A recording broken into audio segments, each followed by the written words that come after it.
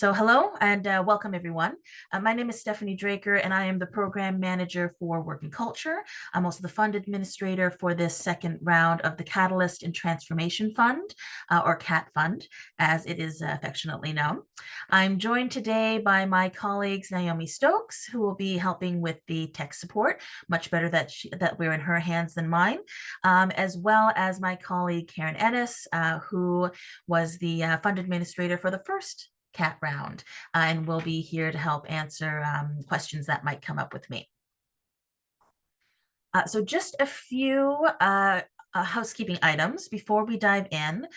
When you joined, you would have noticed that we are recording this session. So we are only recording the first part of the program overview part, but we will not be recording the question and answer period, just so in case people have particular questions about their projects that they want to bring up. There is Zoom captions are available if anybody would like that enabled. You may also have received a note that there's some live streaming happening that may just be related to recording. We're not live streaming publicly anywhere.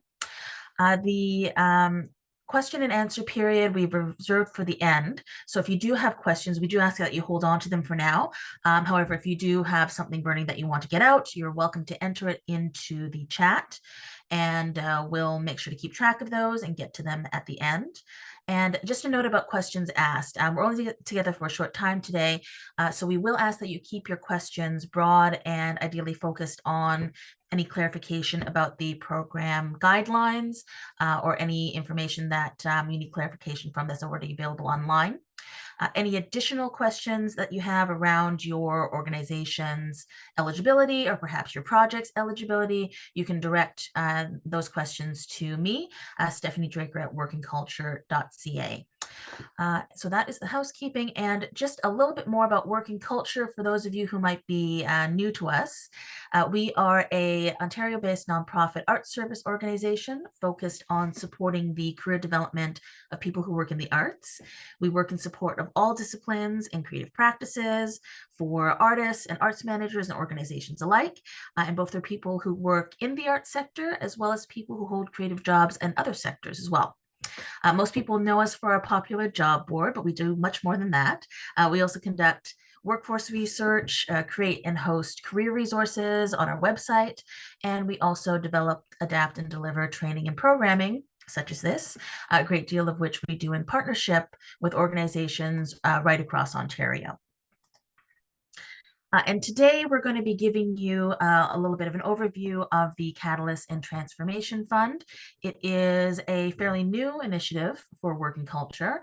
It was actually born out of the pandemic during a time where there was quite an immediate need to explore and address significant changes to the way Toronto-based arts organizations, associations, and businesses were operating. It has since evolved and is now open to Ontario-based arts organizations under the same kind of theme to investigate, plan, and implement substantive change within their organization or operations and organizations. Advisory support and funding available for this round has been generously provided by Canada Council of the Arts, Ontario Arts Council, the City of Toronto, the Metcalfe Foundation, and the Azrieli Foundation, with additional advisory support being provided by the Toronto Arts Council. So it's actually quite a historic and much needed collaboration by this group of funders. The program will fund projects in two distinct phases of organizational change. So the first one is exploration projects. So those are grants of up to $15,000 for organizations to explore new directions and possibilities for their organizations. And the other phase is an implementation project. And those are grants of up to $25,000 for organizations to implement change within their organization, either building on an exploration project through this CAT fund or building on previously piloted project activities that they may have done through other funding. For this fund, you can apply for either or both phases, but for applicants that apply for both an exploration and implementation project, there must be a direct correlation between what you're proposing. And implementation funds will only be allocated upon successful completion and submission of a final report of the exploration project. So that's an important distinction to make. In terms of applicant eligibility, the previous iteration of this program was only open to Toronto-based organizations. However, we're very pleased that this round is now open to Ontario-based incorporated nonprofit and art service organizations, including incorporated artist collectives operating on a nonprofit basis that have been operating for more than 3 years. Have total revenues of $5 million or under, and obviously are based in Ontario. I will add that previous CAT recipients can apply. However, for this round, priority will be given to organizations that have not previously received support from CAT, and previous CAT applicants must also be applying for new and distinct phases of work or initiatives, so they can't be related to their previous projects. In terms of the project criteria, there are a number of project themes that we're looking to address, and applicants must select from one of the following project themes. And I have some examples too to add context. So you could be looking to make shifts to new business models and organizational structures, such as investigating and implementing new revenue generating models, or even the way your organization is registered or incorporated. So that could be an example of making a shift to a new business model. You could be looking at forming strategic partnerships with other organizations, both inside and outside of the sector, if applicable, in order to transform the way that you work together over the long term. So that is the distinction there. This is a long-term partnership and not on a one-off project basis. And one example, actually, we were just chatting about earlier, there's a great space at 401 Richmond in Toronto called the Commons, where a group of 5 organizations who had spaces throughout the building actually came together and did a feasibility study on what it would be like for them to come together into one space, and use that to maximize, co-sharing in the building. So that would be an example of what a strategic partnership could look like. But it could also, depending on the scale and scope of what you're doing there, shift could look like a few different things. And it might be also looking at, exploring how you share administration between a couple of different organizations, maybe even how you share staff between a partnership. The next criterion, it's quite a mouthful, developing and or implementing strategies and engaging expertise to transform capacity or explore new directions. We're still kind of wrapping our head around what that might mean, but this is coming directly from our advisory group, because they're seeing a need for organizations to be able to put themselves into this thinking. And that could mean a variety of things. I mean, in terms of examples, we're seeing this as, organizations may be exploring or need to address a significant transformation of activities to support their missions. So more commonly known as mission shift, in order to remain relevant in their community or to the audience that they serve. They may also be looking to find more efficient ways of operating in the short term or the long term. And that might involve an assessment of organizational capacity, or let's say right sizing of the organization to make sure that they're operating at peak capacity.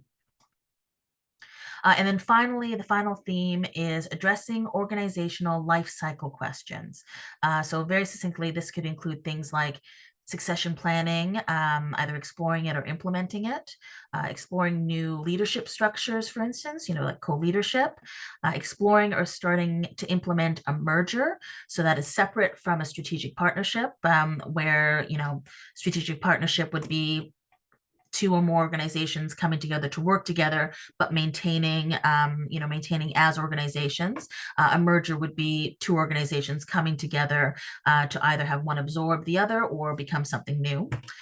And this may be the case for some organizations, looking to explore or implement an organizational wind down or corporate dissolution. So those are the different project themes. And in addition, we ask that applicants should be mindful of and reflect on how the advancement of inclusion, diversity, and equity is an essential factor to the ongoing viability of their operations, and not just part of the project that they're proposing. In terms of ineligible projects, so the CAT fund will not support initiatives for routine strategic planning.